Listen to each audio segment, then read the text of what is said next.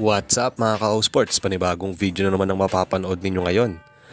Mainit pa din sa trading block itong si Angas Antondopoli dahil sa performance na pinapakita niya daw. Kaya plano na nga daw siyang i-trade ayon sa rumors. At Jamie Malonzo, ito pala ang malaking bonus na matatanggap niya ngayon sa Barangay Ginebra. For sure, malaki ang makuha niyang bonus sa management. Sasama kaya ang loob ni Polly kapag nabalitaan niya or tuluyan na nga siyang umalis at lisanin ang Magnolia Hotshots. Pero bago nga ang lahat, kung bago lang kayo sa akin channel mga ka-O-Sports, like at subscribe. Click nyo na rin ang notification bell button para lagi kayong ma-notify sa mga latest videos ko. Tara, pag-usapan na natin.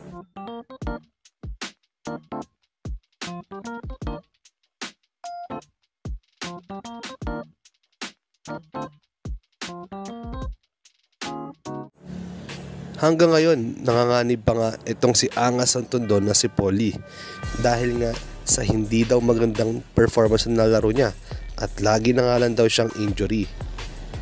Napapansin na nga daw ng karamihan na kapag kakailanganin siya ng mga kakampi niya, nagkakaproblema nga siya. Tapos kapag panalo sila, okay naman yung mga injuries niya. Pero kapag natatalo sila, lagi nagdadahilan daw itong si Angas Antondon si Polly na injured or meron nga siyang hindi magandang nararamdaman sa kanyang mga katawan. Ilang beses na nga daw yan nangyari, especially nga kapag playoffs or yung mga crucial time.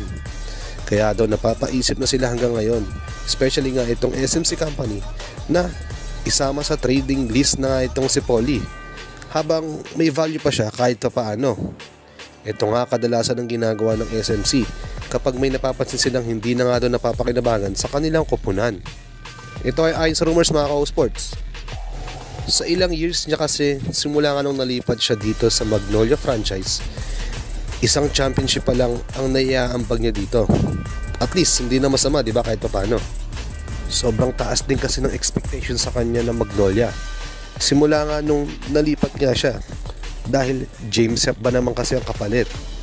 Pagkatapos, magugulat na lang sila na parang hindi nga masyado na-meet yung expectation kay Polly dahil pagod nga siya sa mga injuries. Kahit nga simula pa lang nung nasa Rain or Shine franchise pa lang siya dati mga ka-O-Sports. Kaya nga ngayon, madami nga manghihinayang kung sakasakaling matrade na nga lang tuluyan itong si Polly pabalik or sa ibang koponan. For sure, Rain or Shine lang naman ang gusto balikan niya kung sakasakali mga ka-O-Sports dahil nandoon nga ang naghubog sa kanya para at least tawagin niya siyang Angas Antondon na si Polly. Reunion ba ang mangyari kung sakasakali Yeng Guiao and Polly? Mapunta naman tayo kay Jamie Malonzo. Kilala naman natin na galanting ang SMC management sa mga bonus ng players. Basta nag-champion or may mga individual awards nga sila nakukuha. Dati nga, nung nag-finals MVP, itong si Scottie Thompson, sobrang laki nga daw nung nakuha niyang bonus sa management nun. Biro niya pa nga sa isang interview na pwedeng makapagpagawa ng 3 branch ng barbershop yung negosyo niya na nakuha niyang bonus sa team. So sa malamang, milyon nga yun mga ka-O-Sports. Bonus pa lang yan ha, wala pa yung mga sinasahod nila.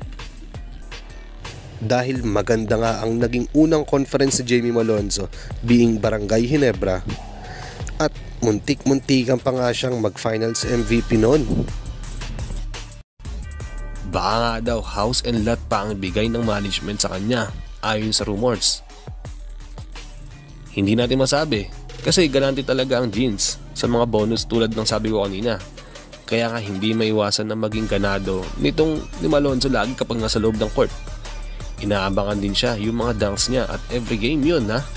Kaya todo porsige din siya dahil gusto niya din kasing makakuha ng championship nga agad kahit bago pa lang siya sa liga. At bigyan ng magandang laro ang mga fans kada pumapasok siya sa loob. Kaya hindi na din natin masisisi ang mga players sa PBA na bakit gusto nga nila makapaglaro sa big company like SMC or MVP Group. Dahil mataas nga sila magpasahod. At sa ngayon, sila nga ang may mga solid na lineup sa liga. Ayun kasi ang realidad mga ka-O-Sports.